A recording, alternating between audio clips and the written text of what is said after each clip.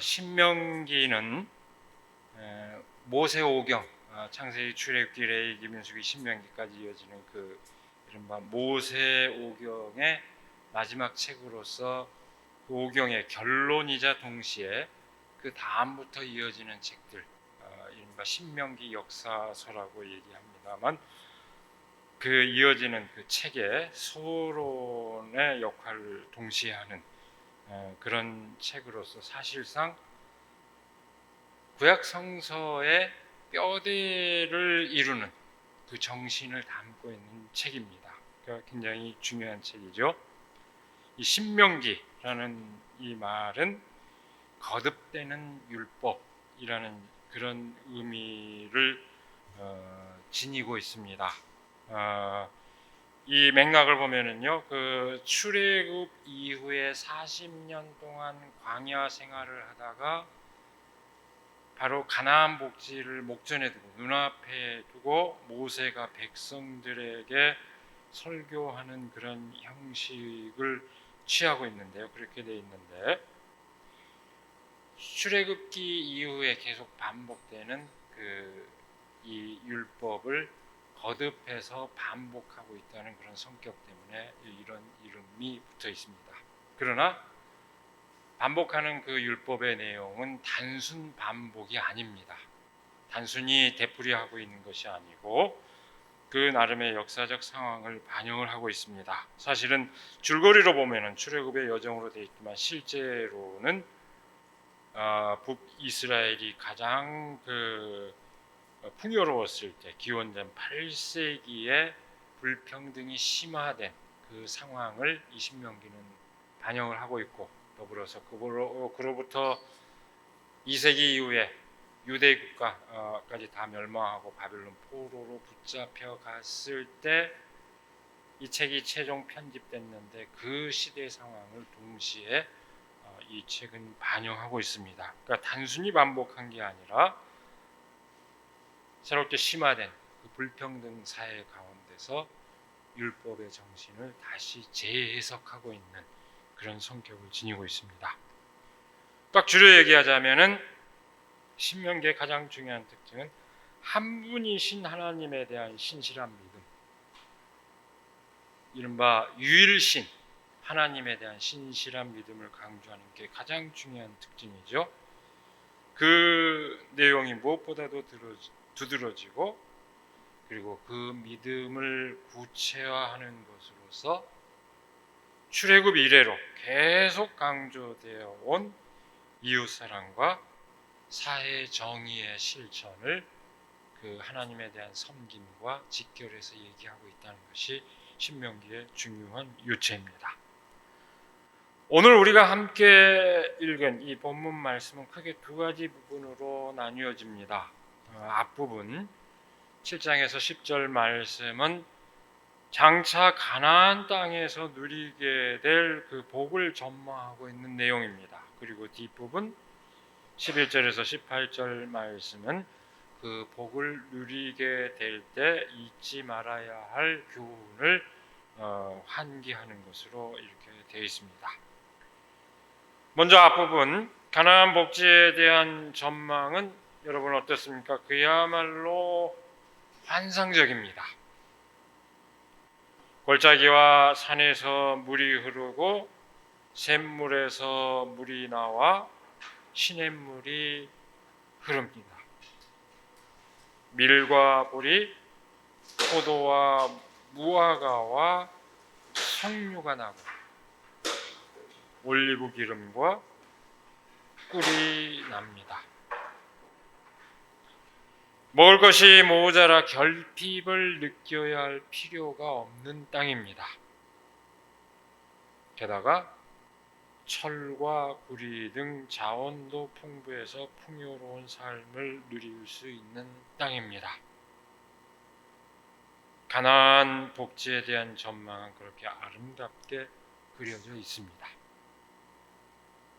여러분, 그렇게 아름답게 묘사하고 있는 그 내용이 실제 가나안 땅의 그 실상하고 얼마나 부합할까요?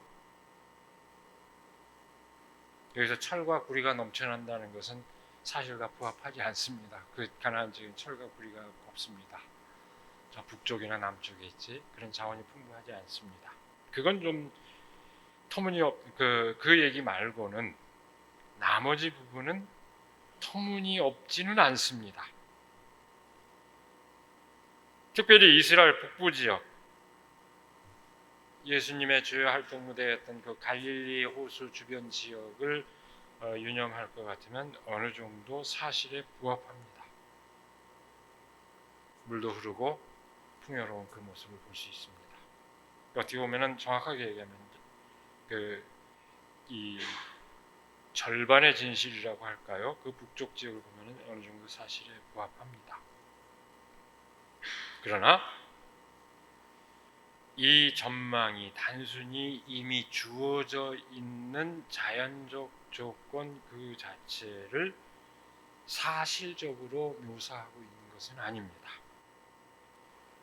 이 이야기의 맥락상 이것이 전적으로 이미 주어져 있는 자연적 조건을 사실적으로 묘사하는 것으로 이해할 것 같으면 사실은 좀 생뚱맞습니다. 이 맥락이 뭡니까?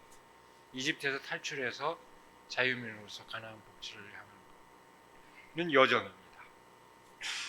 그러면 당연히 비교 대상이 되는 건 이집트 땅과 가나안 땅일 텐데요. 이건 비교 대상이 아닙니다. 사실은. 이스라엘 백성이 탈출한 이집트 땅에 비해서 가나안 땅은 정말 보잘것없는 땅이기 때문입니다. 그러니까 이것을 객관적 사실을 묘사하는 것으로서 보면은 굉장히 그 실제와 부합하지 않습니다.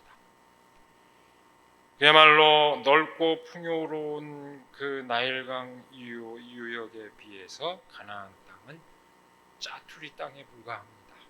한 기퉁이. 그 넓고 풍요로운 이집트 땅에 비하면 아무것도 아닌 땅입니다. 그럼에도 불구하고 그 땅을 풍요로운 축복의 땅이라고 여긴 것은 단지 주어진 조건 그 자체 때문이 아닙니다. 그 땅을 향유하게 될 백성의 새로운 관계 그런 맥락에서 그 차원에서 내다보는 전망입니다. 여러분 성경의 구약에 보면은 곳곳에서 반복이 되고 있는데요. 그렇게 반복해서 말하고 있듯이 저마다 자기가 흘린 땀의 결과를 빼앗기지 않고 누리는 것. 내가 여기서 거둔 포도와 곡식을 누리고 내 집에서 삶을 평안하게 누리는 것을 구약 성서는 그 복으로 이렇게 끊임없이 반복하고 있습니다. 바로 그런 꿈을 꾸는 맥락에서 선포된 말씀입니다. 객관적으로 봤을 때 풍요로운 제국 이집트 땅에서 이렇게 항공기에서 보면은 이집트를 딱 보면은 거대한 뱀이 한 마리가 딱 펼쳐져 있는 것 같아요. 나일강 유역에 시커먼 팔레스타인에 있는 존재도 안 보입니다. 그 척박해 보여요. 근데 풍요로운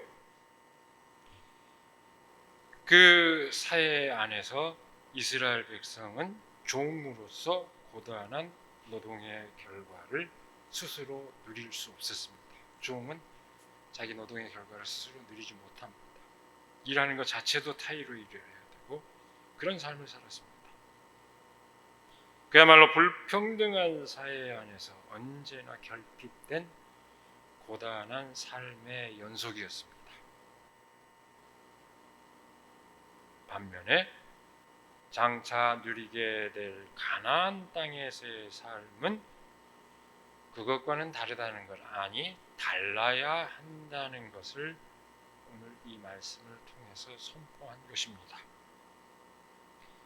그 누군가에게 빼앗기지 않고 주어진 것을 모두 함께 누리는 사회에 대한 그런 세상에 대한 희망이요 그런 전망입니다. 바로 그 점에서 가나안 땅은 풍요로운 복지였던 것입니다.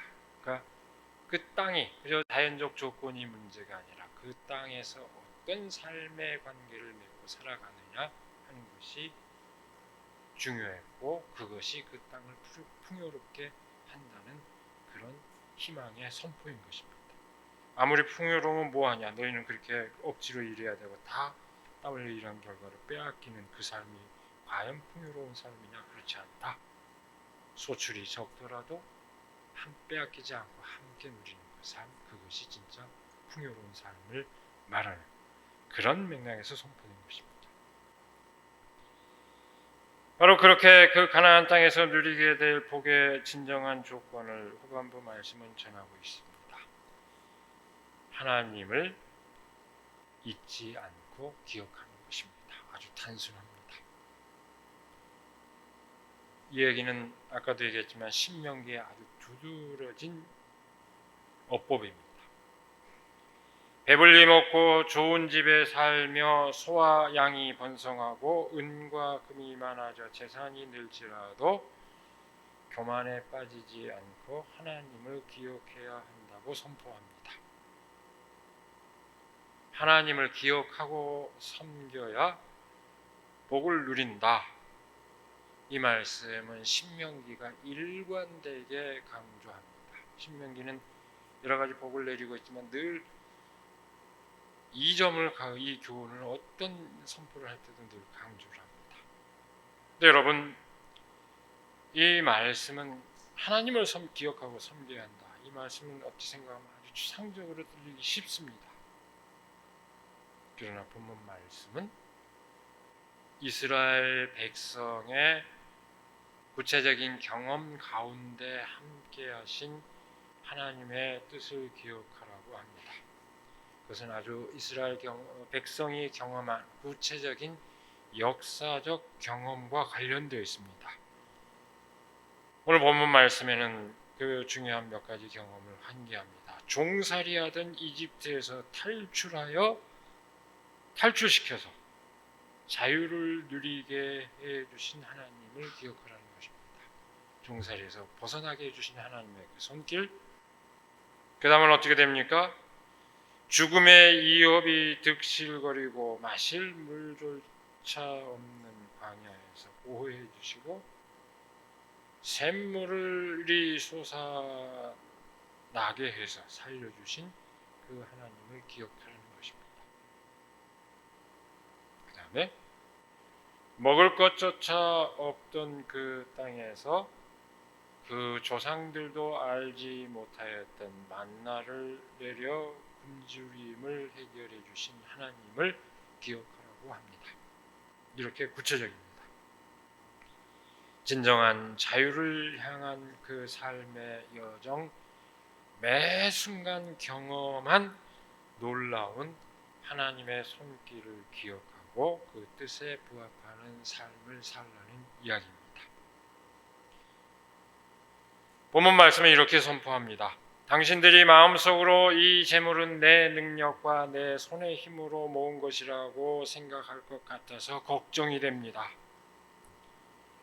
그러나 주 당신들의 하나님이 당신들의 조상에게 맹세하신 그 언약을 이루시려고 오늘 이렇게 재산을 모으도록 당신들에게 힘을 주셨음을 당신들은 기억해야 합니다. 오늘 본문 말씀의 마지막 구절입니다. 여러분,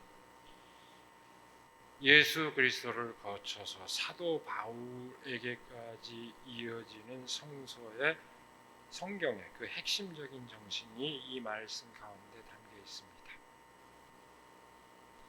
하나님을 기억하고 섬긴다는 것은 그저 추상적이거나 또는 마음 한켠에서 일어나는 그저 심리적인 차원의 어떤 일이 아닙니다. 그렇게 한정되는 게 아닙니다. 또는 어떤 의례적 행위, 예배 행위를 통해서만 표현되는 그런 것도 아닙니다. 구체적인 물질적인 삶 가운데서 구현되는 것입니다. 이 말씀은 바로 그런 의미를 함축하고 있습니다.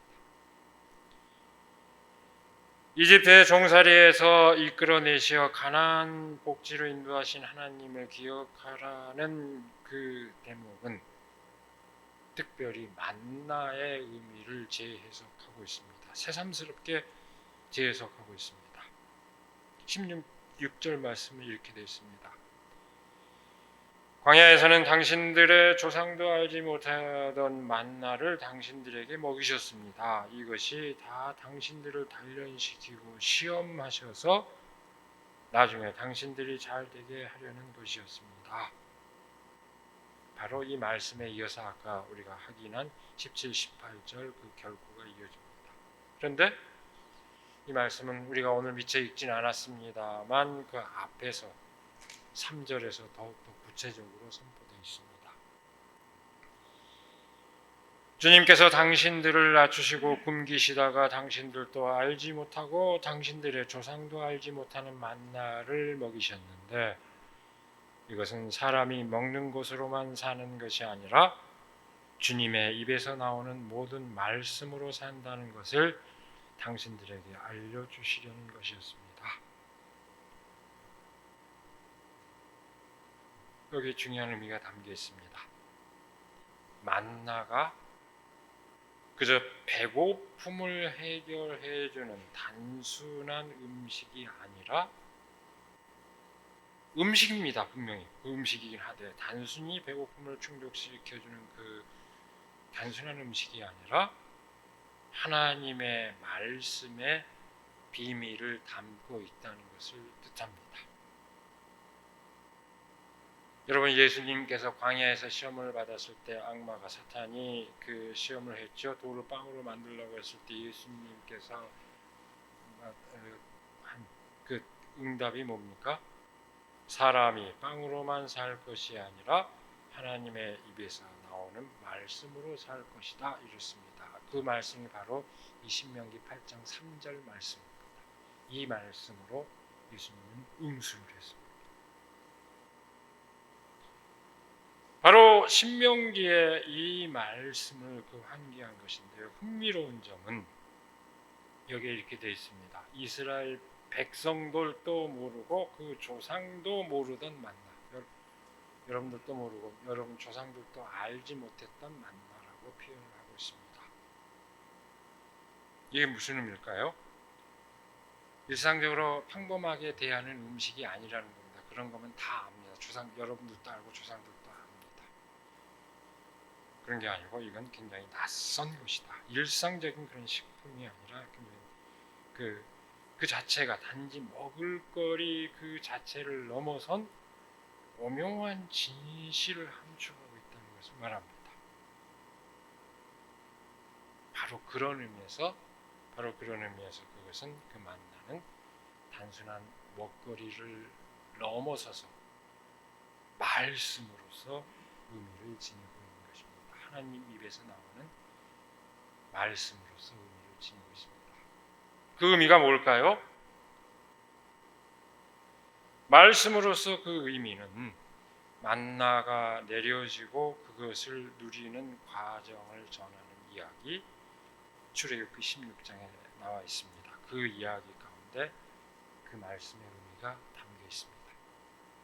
어떻게 됩니까? 여러분 대개 다 기억을 하죠? 딱 필요한 만큼 거두어서 먹어라. 그걸 더 필요 이상으로 하면 어떻게 됩니까? 다 썩어버립니다. 이게 말씀의 진실입니다. 그것은 배타적 축적의 대상이 될 수 없습니다. 더 욕심을 부려서 취해야 될 것이 아니고 모두가 공평하게 누려야 할 그 물질을 뜻합니다. 일용할 양식을 모두가 똑같이 부족함 없이 누려야 하는 그 현실을 뜻합니다.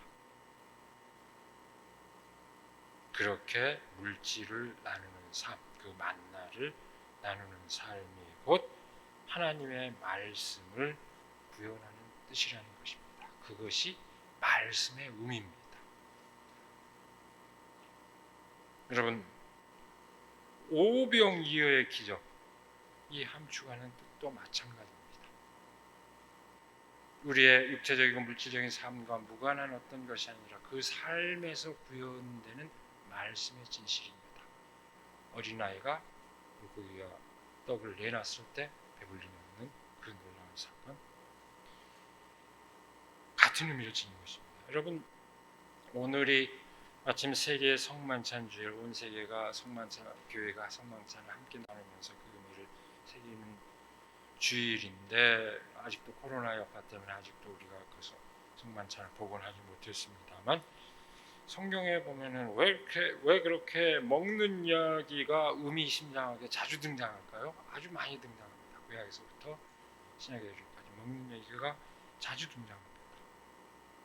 그것은 바로 물질적이고 육체적인 그 삶 가운데서 그 가운데 하나님을 기억해야 한다는 것을 일깨우기 위한 것입니다. 신앙의 차원이 별개의 차원에 떨어져 있지 않습니다. 바로 그 삶 가운데서 구현된 것입니다. 그것은 내가 흘린 땀의 결과를 내가 누리고자 하는 그 열망과 배치되는 것이 아닙니다. 늘 하나님을 기억하는 그 삶은 그것과 배치되는 것은 아닙니다. 내가 누리는 것이 나만의 능력과 노력의 결과라고 여길 때 반드시 내가 기여하지 않은 목까지도 탈취하는 일이 벌어집니다. 눈에 보이는 이건 다 내 노력의 결과라고 하는 생각할 때 남의 것까지 빼앗는 일이 벌어집니다. 정반대로 누군가는 빼앗기는 일이 벌어집니다. 모든 계급 사회의 아주 불행한 철칙입니다.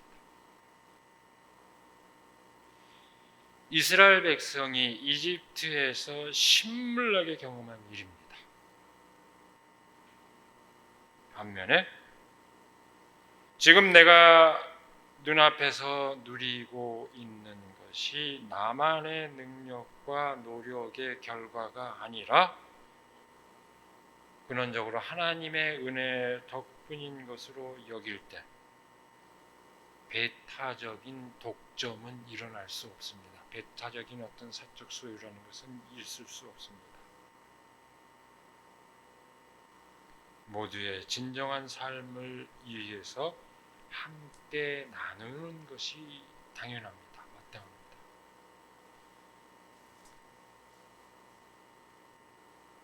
그때 사람들은 비로소 누군가에게 부당하게 빼앗기지 않고 마땅히 누려야 할 것을 누리게 됩니다. 성서가 끊임없이, 성경이 끊임없이 강조하고 있는 성서적 그 정의의 요체입니다. 누구나 마땅한 몫을 필요에 따라서 누려야 한다는 그 원칙, 성서의 끊임없는 그 원칙, 그 정의에 강조하는 그 정의의 원칙입니다. 하나님을 기억하는 것은 내가 누리는 모든 삶의 조건이 다른 누군가의 노고 덕분에 가능하다는 진실을 기억하는 것, 바로 그것을 뜻합니다. 오늘 말씀의 진실입니다.